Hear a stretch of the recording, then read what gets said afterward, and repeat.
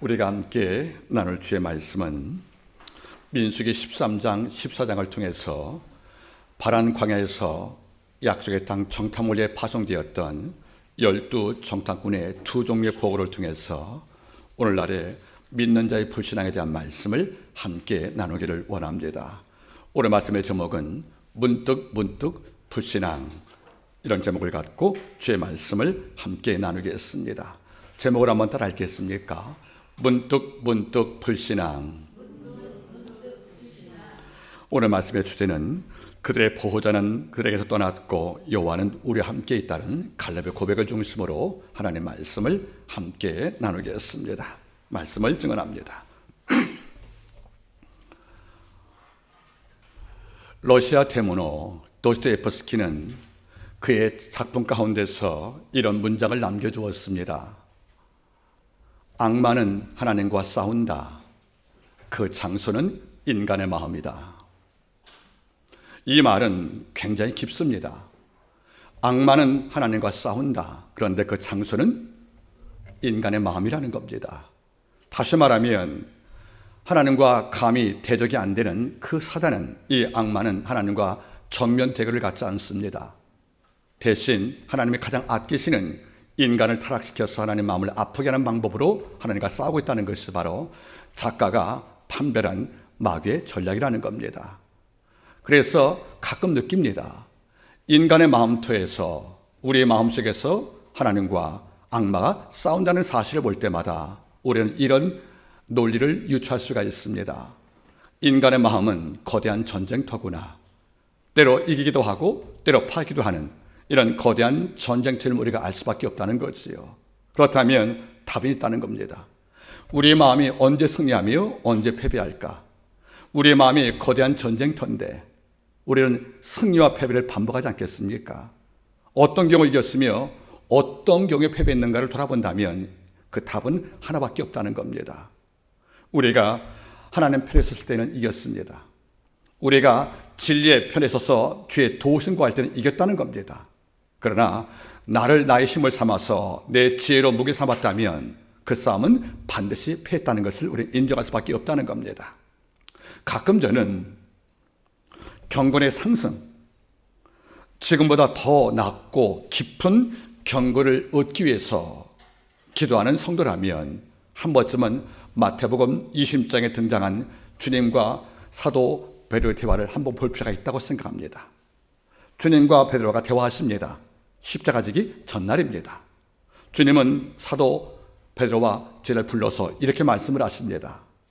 스가랴 14장 말씀을 인용하시면서 목자를 치면 양이 흩어진다는 말씀을 인용하시면서 이렇게 말씀을 했습니다. 오늘 밤 다 너희가 나 버릴 거라고.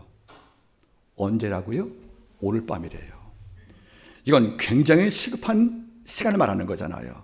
그러면 제자는 긴장하는 게 맞다는 겁니다. 1년 후도 아니고 언젠가도 아니고 오늘 밤이거든요.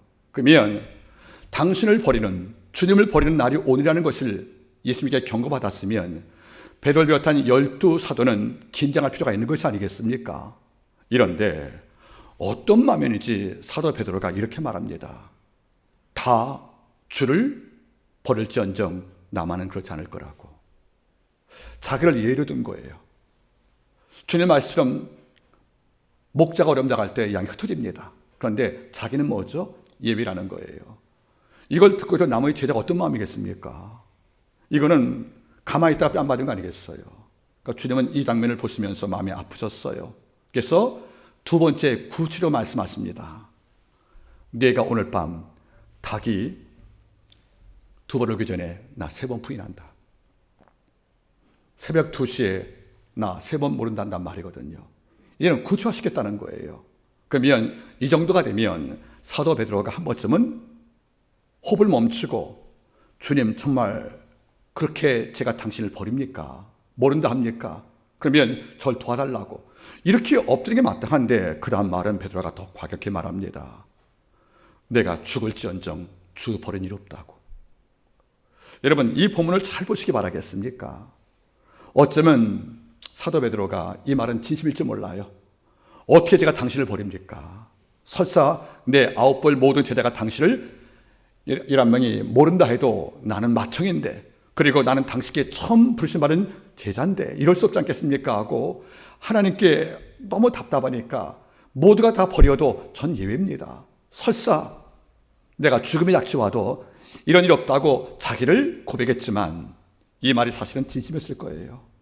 이건 허풍도 아니고 과장도 아닙니다. 그건 진심 맞습니다. 그러나 사도 베드로가 몰랐던 게 두 가지인 거예요. 하나는 그 진심을 끝까지 지킬 능력이 내게 없음을 몰랐다는 거예요. 그 진심은 맞는 거예요. 나 거짓말하지 않을 거야. 나 열심히 살 거야. 나 기도 생활을 오래 하고 하나님께 금식과 무릎 삶을 통해 사람을 기쁘시게 할 거야. 이런 결심은 우리가 뭘 할 수 없다는 거죠. 다 귀한 겁니다. 문제는 내 결심과 내 진심을 내가 끝까지 유지할, 이걸 지켜나갈, 어떤 난관이 와도 이걸 반드시 지켜나갈 여력이 없다는 것을 우리가 몰랐다는 겁니다. 또 하나 뭘 몰랐습니까? 주님의 때를 따라 도는 은혜가 날 지켜왔다는 사실을 몰랐다는 거예요. 내가 날 지켰다는 것은 내 힘이 지혜가 아니었다는 거죠. 사도 베드로야, 사단이 밀가듯 널 청구했으나 내 믿음이 떨어질까 봐 내가 널 위해 매일 기도했단 말이 뒤에 언급되지 않습니까? 바로 이겁니다. 여러분, 사도 베드로도 순간 기분이 나빴을 거예요. 당신을 그렇게 사랑하는 제자인 나를 비롯한 모든 제자들에게 나를 버린다고 그 매몰차게 말씀할 때 어떤 마음이겠습니까? 참 우리만 모르신다 이러겠지만 우리는 그 다음 장에서 결과를 압니다. 마가복음 11장, 14장, 50절 말씀 보면은 주가 잡힐 때 세 가지 변화가 와요. 베드로는 예수 3번 부인하고 모든 제자는 다 도망가고 유다는 예수를 팔았습니다. 한 명도 이의 없이 예수를 팔고 부인하고 도망을 친 거란 말이에요. 그럼 이 본문을 제가 왜 보라는 것입니까? 여러분들, 너나 버릴 거야 할 때 사도 베드로가 어떤 마음이겠습니까? 이런 일 나올 리가 없어 했지만 실제 버렸거든요. 모른다 했거든요. 그러면 모른다 하고 닭이 울었어요. 그리고 머리를 뜯으면서 밖에서 울었습니다. 그 순간 어떤 마음이겠습니까? 주님, 정말 제 마음은 당신 버릴 마음이 없었어요. 그런데 막상 위기 닥치니까 내 속에서 몰랐던 내가 있는 거예요. 다 버릴지언정 나는 안 버리겠다는 말이 자기 모습인 줄 알았어요. 그리고 내가 죽을지언정 당신과 끝까지 함께한다는 말이 그게 내 본심인 줄 알았어요. 그게 내가 살아왔던 나 베드로의 참모심인 줄 알았단 말이에요. 그런데 이와 다른 것이 또 하나 있는 거예요. 어려움 당하니까 나 모른다고 맹세하고 저주했다는 거죠. 어려움 당하니까 다 도망간 거예요. 어려움 당하니까 예수를 파는 거예요. 우리 안에는 내가 알던 내가 있고 내가 몰랐던 내가 있는 거예요. 그런 내가 몰랐던 내가 언제 등장하냐면 위기 때 온다는 겁니다. 이익이 걸리고 목숨의 위기를 당하고 어떤 불이익을 겪을 것이 뻔히 보일 때, 그때 내가 애써 일어왔던 내가 모르는 내 모습이 올라오는 것이 아니겠습니까? 이 순간 갈등을 하는 거예요. 말씀대로 끝까지 주님 함께 할 것이냐 모른다 할 것이냐, 도망갈 것인가 같이 잡혀갈 것인가, 예수를 팔 것인가 아니면 같이 끌려갈 것인가, 이것이 마음속의 싸움이었다는 겁니다. 그 싸움에서 제자들은 패배를 선택했다는 거죠. 다시 말합니다. 악마는 하나님과 싸운다. 그 장소는 인간의 마음이다. 사도 베드로가 처음부터 예수 몰라고 하지 않았을 거란 말이에요. 한 비자 가서 너도 같은 당이지, 네 발음 보니까 가리사람 맞아, 너도 예수와 함께 있었지 하고 예수와 날 엮어서 재판에 넘길 수 있는 위기가 오니까 마음에 갈등이 온 거예요. 마음속에 싸움이 옵니다. 성령은 네 말한 대로 예수 버리면 안 되지 않느냐, 너 예수의 제자인 것을 인정하거라, 이런 음성이 들리는 거란 말이에요. 또 한쪽은 내가 모르는 내 모습이 있어요. 네가 몇 살인데 네 가족 있지 않느냐고, 너는 지금 목숨 부지하려면 예수 모른다 하라. 이런 두 생각이 마음에 싸움이 오는 것이 아니겠습니까? 이게 전쟁터란 말이에요. 여러분들, 결국 모든 제자, 베드로는 3번 부인하고 유다는 주님을 팔았고 나머지 모든 제자가 도망을 쳤다는 것이 바로 성경 말씀의 증언이라는 겁니다. 여러분, 이 사건 바라볼 때 뭘 느낍니까? 마음을 지킨다는 거, 내 마음에 간직한 믿음을 지킨다는 게 굉장히 힘든 문제구나. 즉, 마음과 생각을 담은 그 믿음을 지킨다는 것이 너무 중요하구나. 여기에 실패하면 마태복음 26장 이하에 나왔던 제자 실패를 나도 반박할 수밖에 없다는 것이 바로 말씀의 증언 아니겠습니까? 여러분들, 마음 지키는 게 중요합니다. 왜? 마음 안에 믿음을 담았거든요. 마음은 그릇이에요.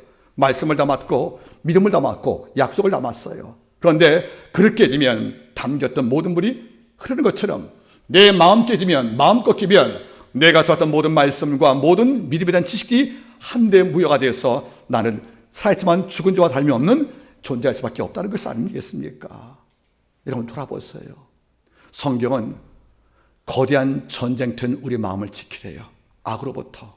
여러분 다시 한번 따라하겠습니까? 내 삶의 주도권을 악에게 빼앗기지 마라. 내 삶의 주도권을 누가 갖고 있습니까?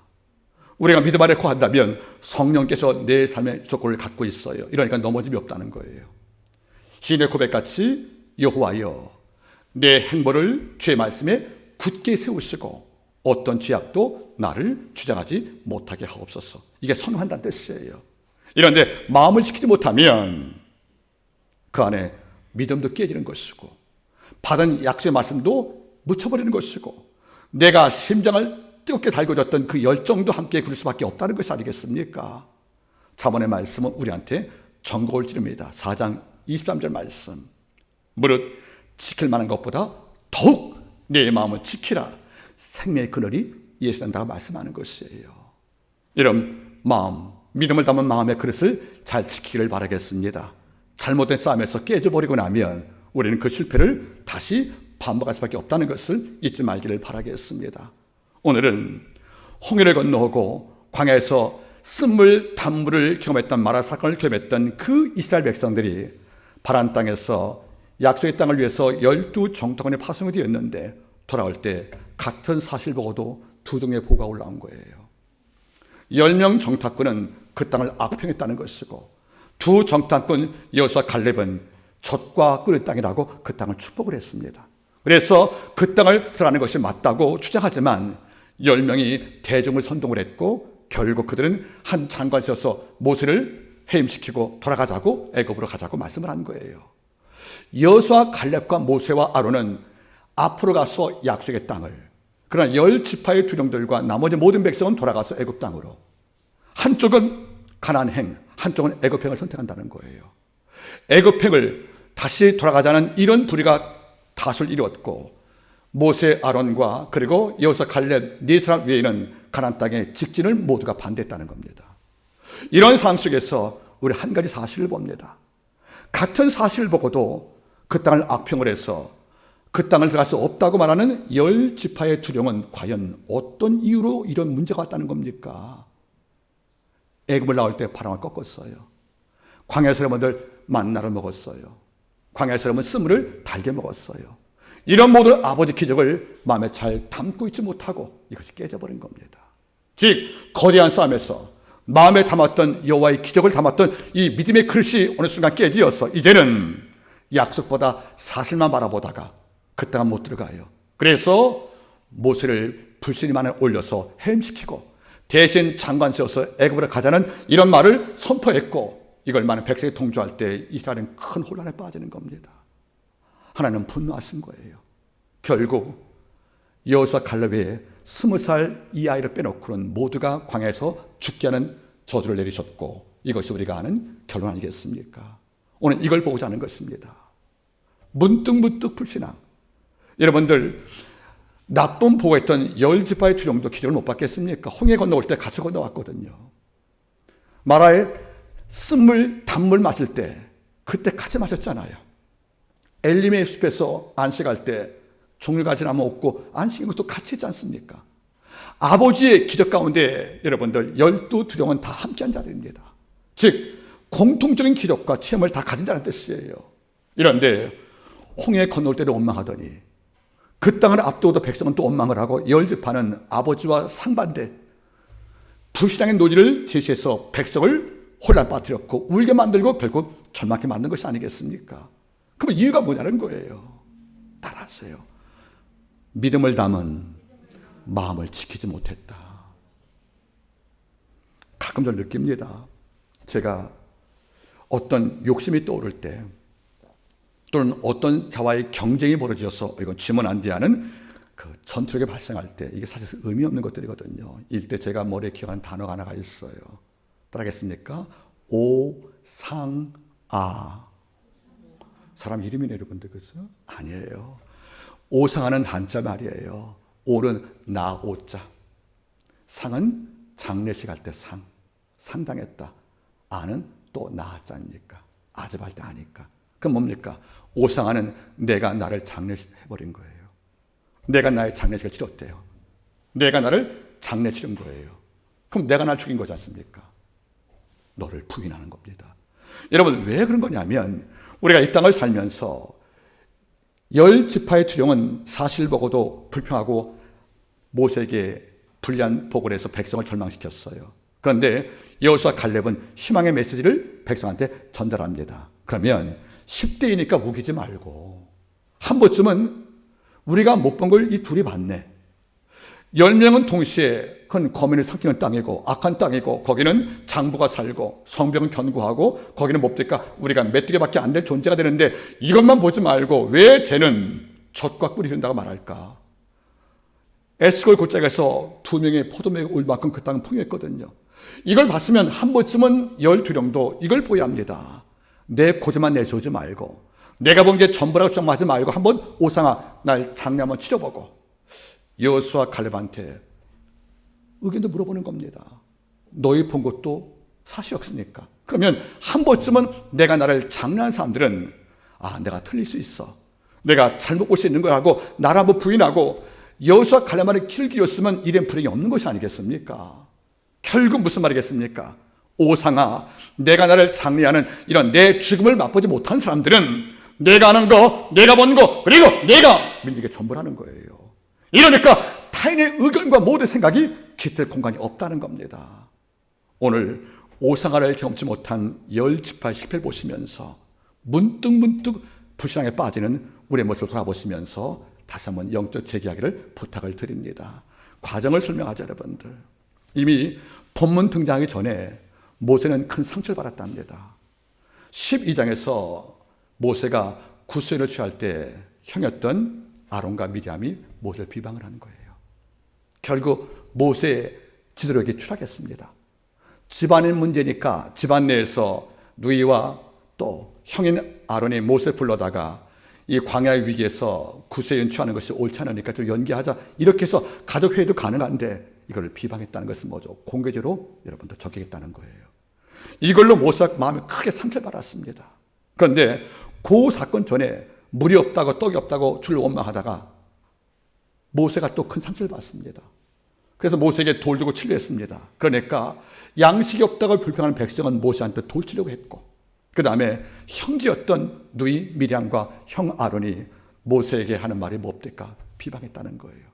이런 상처를 끌어안고 정말 어렵게 마음을 지켜왔는데 지금 열 정탐꾼이 그 땅 못 들어가겠다는 겁니다. 그러면 삼중고 아니겠습니까?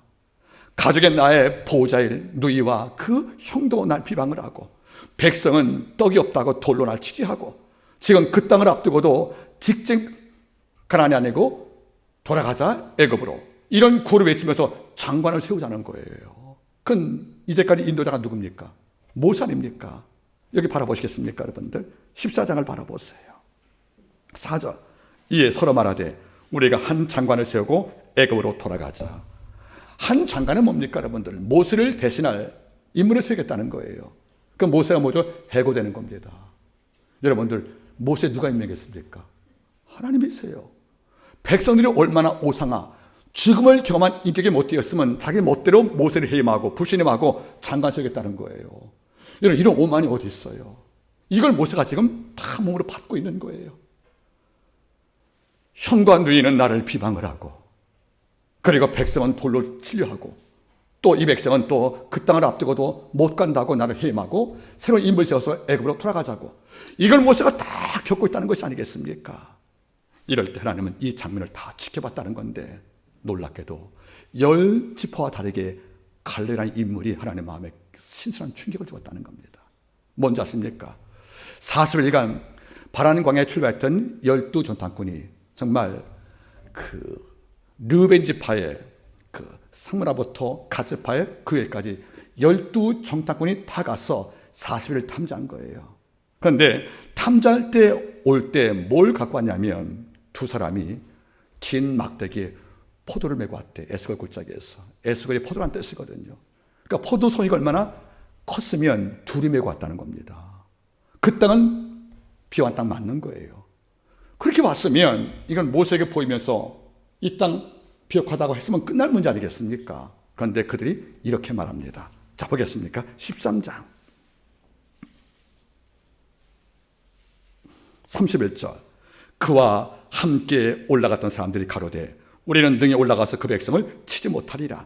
그들은 우리보다 강하니라 하고 이스라엘 자손 앞에서 그 탐지한 땅을 악평하여 가로되 우리가 돌아다니며 탐지한 땅은 거민을 삼키는 땅이요 거기 본 모든 백성은 신장이 장대한 자들이며 거기서 또 네핀의 후손 아낙지 사람의 대장들을 보았나니 우리는 스스로 보기에도 메뚜기 같으니 그들 보기에도 그와 같을 것이다. 그 결과 보세요. 14장 1절.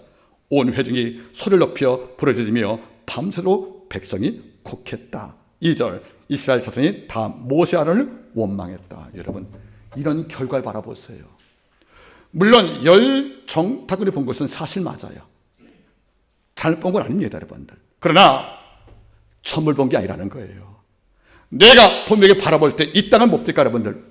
장부가 사니까 우리보다 강한 자들 맞아요. 또 거대한 성벽? 여러분, 기록을 찾아보니까 가나안 땅에 성을, 도시를 감싸는 성벽 높이가 해발 970m랍니다. 해발 970m니까 관악산보다 높다는 거예요. 관악산 600m를 알고 있는데 그 위에 성이 있다는 거예요. 그리고 성 너비가 여러분들 45m입니다. 그러면 해발 970m의 성벽과 여러분들 너비가 45m, 여러분들 무기가 첨단 안 된 노예민이었던 이스라엘 백성은 이걸 깰 무기가 없다는 겁니다. 이 말은 틀린 게 아니에요. 또 거기는 장부가 산대요. 여러분, 틀린 말 아닙니다. 그래서 그 땅은 뭐죠? 거민을 삼키는 땅이래요. 왜? 그 땅 좋으니까 그 땅을 얻기 위해서 많은 백성들이 그 땅을 누릴 때 전쟁이 끝나지 않겠습니까? 그러니까 그 땅 들어가면 전쟁 안 끝납니다. 우리가 그 땅을 지배해도 이 땅에 좋기 때문에 사막 사는 유목민들이 이 땅을 계속 침공할 것이니까 이 땅을 우리가 들어가도 우리는 전쟁 피할 수 없으니까 그 땅은 우리를 삼키는 땅이라는 말이 맞는 거예요. 여러분들, 이 보고는 절대 과장도 아니고 잘못된 보고 아닙니다. 정확히 보고 맞습니다. 그런데 갈렙은 다르게 말해요. 보세요, 여러분들. 13장 30절.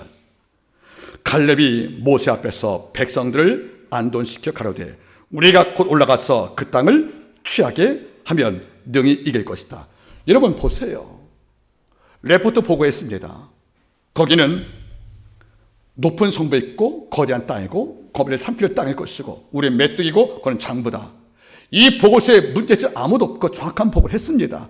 이런데 이 보고서에 없는 걸 갈렙이 봤다는 거예요.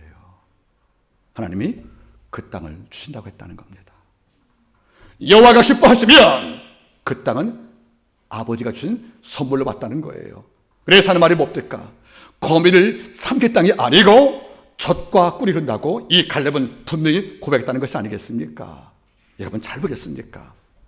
그들 보고서 한번 보죠, 여러분들. 그럼 첫 번째 뭐라 했습니까? 그들은 우리보다 강하다 그랬어요, 여러분들. 그죠? 자, 본문을 바라보세요. 13장 31절.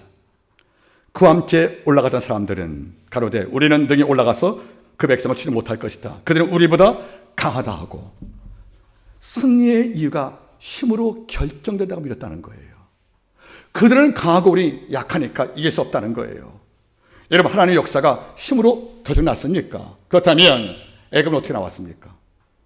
바로왕보다 더 큰 힘이 어디 있겠습니까? 애굽 땅 노예였던 히브리 백성이 그 땅을 나왔단 말이에요. 그러면 바로왕과 싸웠습니까, 여러분들? 아니거든요. 가나안 땅의 왕보다 더 크고 정해진 군대를 갖고 또 행정과 모든 무기의 첨단을 지녔던 애굽 왕도 우리가 이기고 나왔는데, 그러면 강한 자가 이기는 것이 아니고 여호와가 함께할 때 이긴 것이 아니겠냐, 그런 말이에요, 여러분들. 이걸 잊어버린 겁니다.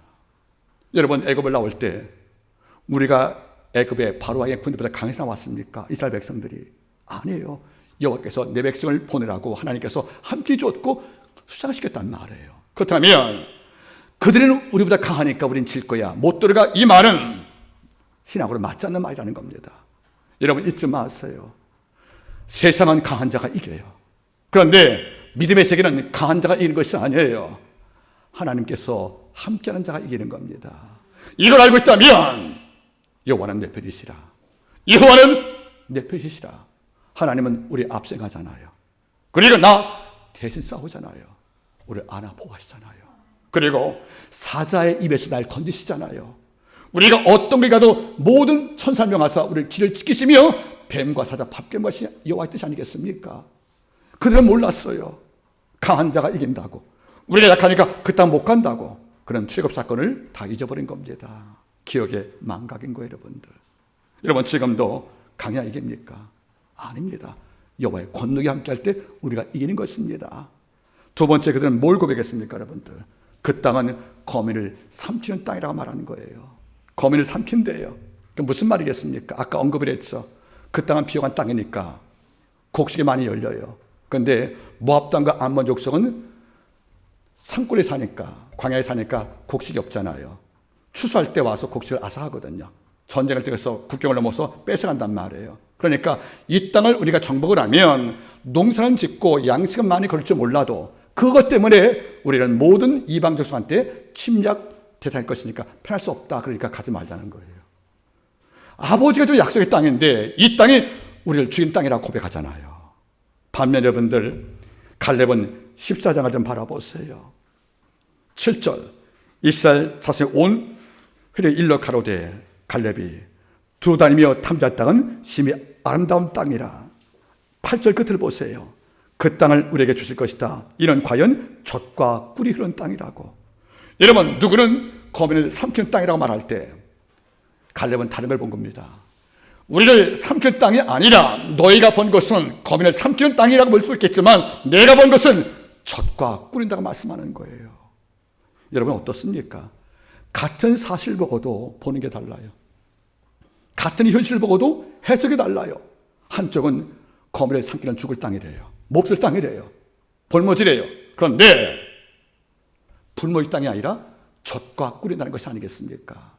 여러분 따라하세요. 믿는 성도는 같은 것을 봐도 다른 것을 봐야 된다. 토마스 아퀴나스가 쓴 글에 나오는 글이에요. 인간은 두 개의 눈을 갖고 산대요.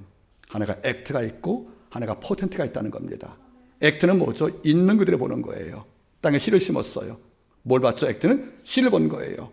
포텐트는 뭐죠? 그 속을 본 거예요. 씨가 성장하면 뭐가 됩니까? 나무가 되거든요. 씨를 심을 때 씨만 받은 것은 뭐죠? 액트예요. 씨 심을 때 가을에 또는 2년 후에 과일을 보는 것이 포텐트입니다. 여러분들, 믿는 성도는 뭡니까? 포텐트의 눈이 필요한 거란 말이에요. 주님 바라보세요. 못난 어부 시몬을 뭐라 불러요?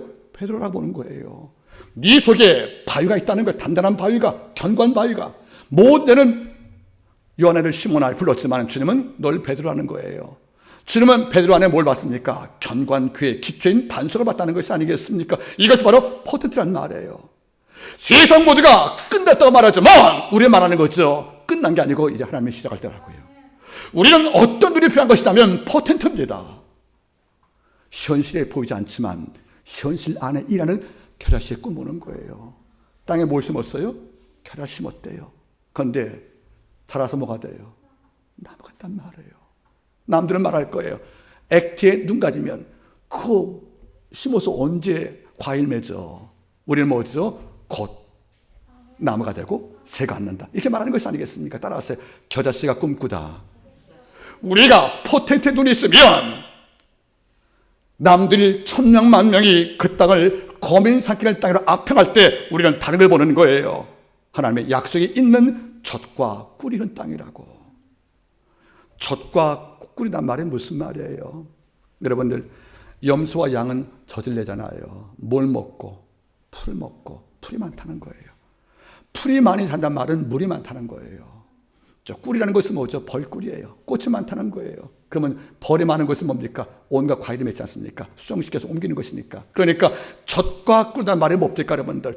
양들 먹을 풀과 물이 많다는 것이고 꽃을 많이 피워서 여러분 결실이 많다는 거잖아요. 이런 땅인데 이걸 똑같이 보고도 뭘 하는 것입니까? 우리를 삼키는 못쓸 땅이라고 여러분들. 이게 생각이 병든 겁니다. 가장 기본적으로 아버지가 그 땅을 약속의 땅으로 준 거 아니겠습니까? 이 땅을 주려고 애굽을 나온 거잖아요. 이걸 다 잊어버린 거예요. 세 번째 문제 아십니까? 그들은 장대한 거부라서 우리는 메뚜기라고. 여러분들 따라하세요. 메뚜기도 반란을 일으킨다. 물론 아낙자손이 위를 바라볼 때 그런 말씀 나오잖아요. 13장 22절 보면 아낙사는 아히만과 세세와 달미라는 인물이 등장하는 거예요. 그들은 뭡니까? 기록을 볼 때 거인이래요. 그러면 이런 거인이 통치하고 힘이 쏜 장부가 그 땅을 통치하고 훌륭한 군사가 있으니까 우리는 뭡니까 여러분들? 이제 막 애굽을 나왔던 이른바 일반 민병대잖아요. 그러면 그런 말하는 거죠. 그들 신체와 무기가 발달되었고 우리는 고작 연장밖에 없는데 무기가 우리는 메뚜기밖에 안 될 거야. 이것도 맞는 말일 거예요. 그런데 그들은 모르는 게 있어요. 메뚜기의 반란을 몰랐어요. 후에 나오겠지만 다윗이 누구와 싸웠습니까? 골리앗. 골리앗 바라볼 때 다윗은 뭐예요? 메뚜기지요. 아사왕이 구스설의 100만 군대와 싸웠어요. 구스의 100만 군대 볼 때 아사왕 군대는 메뚜기입니다. 플레이 600명이 힘째다가 상갈이 소문의 목대기로 600명이 죽었대요. 상갈 사사는 뭡니까 여러분들? 농부였어요. 무기라고는 소문은 막대기래요. 이걸로 뭡니까? 600명을 죽였답니다. 훌륭 많은 적의 군사를. 그러면 성경은 곳곳에 뭔지 아십니까? 애굽을 나올 때도 바로왕은 거인이었어요. 이스라엘 백성 뭡니까? 노동자였습니다. 그러니까 노예했단 말이에요. 애굽을 나오는 사건도 여러분들 메뚜기와 거인의 싸움이었어요. 그런데 야훼가 함께하니까 우리가 아닌 내 삶 속에 하나님이라는 변수가 개입되니까 우리가 이겼다는 겁니다. 올라 우리는 그래요. 미리 겁을 먹어요. 가끔 제가 말하거든요. 따라하세요. 죽기 전에는 미리 죽지 마라. 왜? 싸움도 안 해보고 지는 겁니까 여러분들? 왜 미리 죽는 겁니까 여러분들? 성경 말씀은 약한 자가 강한 자를 이겼다는 거예요. 그리고 메뚜기가 건을 삼킨 거 아니겠습니까? 이런데 갈렙은 웅변가고 위대한 신앙이었어요. 메뚜기라고 스스로를 폄하하고 열등과 빠지니까 이걸 뒤집어 풉니다. 14장을 바라보세요. 14장 9절 보겠습니까? 오직 여호와를 거역하지 말라. 그 땅을 안 가는 것은 거역하는 거예요. 또 그 땅 백성을 두려워하지 말라. 두 가지밖에 없습니다. 거역하지 마 말씀을, 그리고 두려워하지 마. 그들은 우리의 밥이라. 밥이래요. 원문은 뭐죠? 우리의 먹잇감이라는 거예요. 사냥꾼의 먹잇감들. 여러분들, 그들은 우리가 잡아먹을 먹잇감이라는 거예요. 메뚜기라고 주저앉아서 낙심하는 그 백성한테 왜 메뚜기라고 네가 스스로를 폄하하느냐? 우리가 메뚜기일 줄 몰라도 우리는 거인을 먹이 삼는 하나님의 종이라는 겁니다. 여러분들, 이런 메뚜기의 반란이 재현되기를 바랍니다. 그는 우리의 밥입니다. 우리의 먹거리입니다. 우리의 먹잇감이라는 뜻이에요, 여러분들. 그런 말이 뭐죠? 이유가 있습니다. 우리가 메뚜기인데 장부 거인을 어떻게 이기는 것인가? 어떻게 장부 안악자손을 우리가 먹잇감 삼는 것인가? 이것은 이유가 합니다. 그들의 보호자는 떠났고 여호와는 우리와 함께 있느니라. 이겁니다. 하나님이 우리를 떠나시게 하면 안 됩니다. 그들의 보호자는 떠났고 우리 여호와는 우리와 함께하기 때문에 메뚜기가 거인을 삼킬 수가 있다는 겁니다. 그래서 거인을 양식 삼듯이 먹이 삼듯이 삼켜서 우리가 이긴다는 것이 바로 갈렙의 신앙 아니겠습니까? 오늘날 이런 갈렙의 음성이 교회에서 선포되기를 바랍니다. 세상에 거인들은 많아요. 돈 많은 갑부 얼마나 많습니까? 그런데 이렇게 부탁이 하나가 있습니다. 모든 싸움을 나 혼자 싸우면 내 싸움이에요. 이런데 하나님의 의를 위해서 당신께 도움을 구하면 그 싸움은 하나님 싸움이 되는 겁니다. 그러면 아버지가 내 삶에 개입하는 그 순간 내가 싸울 상대방 적의 보호자는 떠나는 겁니다. 아니요, 쫓겨나는 겁니다. 하나님이 걸어가는 통로에는 우상에 침묵하는 것이고요. 우리를 고통을 줬던 모든 환경은 더불어 침묵하는 것입니다. 그래서 예수가 명령하시면 제자의 고통을 주었던 바람과 바닷물이 잠잠하는 겁니다. 주가 꾸짖으면 배로 장마의 열병이 떠나는 것입니다. 왠지 아십니까? 주가 개입할 때 우리는 내가 아닌 거예요. 주 안에 나는 결코 약자가 아닌 겁니다. 결국 뭡니까? 그들의 보호자는 떠났고 여호와는 우리 함께하기 때문에 우리는 그를 먹이 삼아서 그 성을 지배할 거라고 그는 고백했다는 것이 아니겠습니까? 저는 많은 사람들이 시대가 흘러가면서 갈렙의 이 원초적인 싱싱한 날거 신앙을 다 잃고 사는 거예요, 여러분들. 이 장면을 하나님이 지금 다 지켜봅니다, 여러분들. 여러분 잘 보세요. 사도 요한은 요한이 일서를 썼습니다. 여기 5장 4절과 5절 말씀에 이런 말씀을 우리에게 알려주고 있습니다. 대저 하나님께로 난 자만이 세상을 이기느니라. 세상을 이기면 이것이니 곧 우리의 믿음이니라. 믿음이라는 게 뭐예요? Depend upon, 의지하는 거예요, 하나님을. 그리고 내 모든 삶의 짐을 하나님의 경륜에 맡기는 거 아니겠습니까, 여러분들? 하나님 맡길 때 나를 맡아주십니다. 그리고 내가 당신을 의뢰할 때 아버지는 거대한 힘으로 역사하는 것이 아니겠습니까? 이걸 다윗이 한 거예요. 그래서 그는 아침마다 뭘 기도했습니까? 나의 힘이 되신 여호와여, 내가 평안히 눕고 자기도 하리니. 어디서? 전쟁터에서. 이런 나를 안전케 하신 이는 오직 여호와실 뿐이라는 말 나오잖아요. 하나님의 힘을 삼으세요. 여호와로 자기 하나님을 삼은 백성은 복이 있다는 말씀을 남기지 않겠습니까? 우리의 실패의 이유가 우리의 현실보고 뒤로 떨고 미리 죽고 미리 패배하는 이런 이유가 무엇인지 아십니까? 지금 내가 보는 게 전부라고 생각한 거예요. 액트에 눈만 있는 거예요. 이미 그 땅은 아버지가 붙인 땅이지 않습니까? 여러분, 우리가 구약의 언어 가운데 그 성을 내게 붙였으란 말 나오죠, 여러분들. 붙였으니 이 붙였단 말이 히브리어가 여러분들 나탄이에요. 나탄. 이게 샌드. 내 손에 이미 넘겨주었다는 거예요. 싸워서 이기는 것이 아니라 이미 줬으니까 그 땅을 가지라는 겁니다. 그게 바로 붙였단 말이거든요. 약속했던 모든 아버지가 붙여줬지 않습니까? 들어가서 싸울 때 우리가 그 이후의 사건 압니다. 여리고 싸움에서 창 들었습니까? 안 들었잖아요. 세상에 법궤 메고 나팔 불고 그 성을 돌았대요. 하루에 한 번씩, 안식일 7번씩 여러분들. 손에 칼 잡고 그 성을 이겼지 않습니까? 이게 뭐죠? 여호와가 개입된 싸움은 이길 자가 없다는 거예요. 적들에게는 여러분들. 오늘 보세요, 여러분들. 그들의 보호자는 떠났고 여호와는 지금도 우리와 함께 있다. 갈렙을 고백할 때 하나님은 이 순간 손뼉을 치신 거예요. 무릎을 치신 겁니다. 갈렙이 얘가 내 마음을 아는구나. 내가 함께 있어도 함께 있는 줄 모르는 이 백성들이 많은데 내가 기적을 주어도 이것이 하나님의 권능을 보여주어도 이게 권능인지 모르는 백성이 많은데 어떻게 갈렙은 여호와가 지금도 함께한다는 말을 그렇게 담대히 고백을 할까? 하나님이 200만 장정한테 주지 못한 것을 갈렙 한 개인에 든 것이 아니겠습니까? 이 순간 아버지가 너무 기뻤다는 거예요. 문득 백성은 불쌍에 빠지는데 떡을 먹을 때 춤추고 맥주를 먹을 때 감사했지만은 그거 마치라고 나면 또 문득 불신한 하나님 마음을 아프게 했는데 이 갈렙은 그 땅을 탐지한 다음에 우리가 능히 이긴다. 그리고 또 와서 하는 말이 뭡니까? 장관 세우자 그러니까 이러지 말라고, 거기 가지 말라고, 또 백성의 여론을 막아버리고 또 그 다음에 들어가지 말라고 그러고 그 땅은 적과 꾼의 땅이라고 고백을 하고 그 우리 밥이라고 고백을 해서 무너진 이스라엘의 마음을 세웠던 이 갈렙 볼 때 아버지 어떤 마음이겠어요? 하나님은 그에게 이런 평가를 내리십니다. 14장 23절 같이 읽어보세요. 24절 민수기 14장 23절 14장 시작.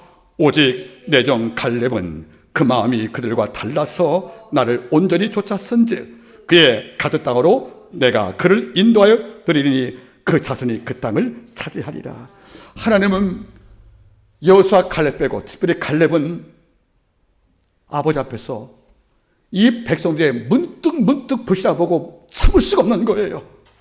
기적을 보고도 기적을 망각하는, 약속을 듣고도 약속을 잊고 사는, 그리고 아버지가 붙인 땅을 보고도 겁나 뒷걸음치고 사는 이 백성을 볼 때 여호수아는 침묵을 했지만 갈렙은 계속 발언합니다. 우리가 능히 이길 것이다. 그리고 장관 세우는 거 아니다. 여호와를 거역하지 마. 이 백성 죽이지 마. 아버지가 이 백성을 붙여서 그 백성은 내게 밥이 될 거야.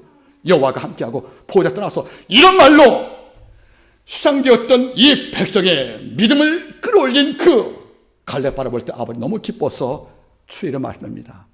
내 종 갈렙은 뭐라 불렀어요? 내 종이래. 내 종, 내 사람. 내 종 갈렙은 그 마음이 그들과 달라서 10지파의 두령을 포함해서 200만 군중들과 달라서 나를 콜레브 온전히 쫓았은즉 그는 그 땅을 인도하여 들어갈 것이고 그 후손이 그 땅을 차지할 거라고. 10정탐구가 다른 보고 했던 여호수아는 후계자가 되고, 여러분들 갈렙은 하나님께 이런 칭찬을 받은 것입니다. 오늘 말씀을 제가 마무리하기를 원합니다. 문득 불씨라. 아침에 잠을 깨면 괜히 불안해지는 거라. 어젯밤과 달라요. 예배 드릴 때 마음은 기뻤는데 집에 가니까 또 근심이 파도같이 밀려오는 거예요. 이게 주체를 못하고 마음을 못 지키겠는 거예요. 자꾸 마음이 깨져요. 마음 깨지면서 내가 지켜왔던 믿음, 약속이 다 깨져버린 거예요. 악마는 하나님과 싸운다. 그 장소는 인간의 마음이다. 마음을 지켜야 되는 겁니다. 어떻게? 항상 기뻐하라. 쉬지 말고 기도하라. 범사에 감사할 때입니다. 그리고 아무것도 염려하지 말고 오직 기도와 간구로 너희 구할 것을 어떻게? 감사함으로 하나님께 아뢰라. 그리하면 모든 지각에 뛰어나신 하나님의 평강이 그리스도 예수 안에서 너희 마음과 생각을 지켜주신단 말이에요. 이번 한 주간에 힘있게 출발하지만은 또 내일부터 문득 불신앙이 우리를 아프게 할지 모릅니다. 불안과 두려움과 염려가 내 믿음을 흔들어서 나로 악평했던 열 두려움과 다름이 없이 나를 추락할지 모르겠습니다. 그때마다 말씀하십시오. 이미 아버지가 그 땅을 주신 부친 땅이다.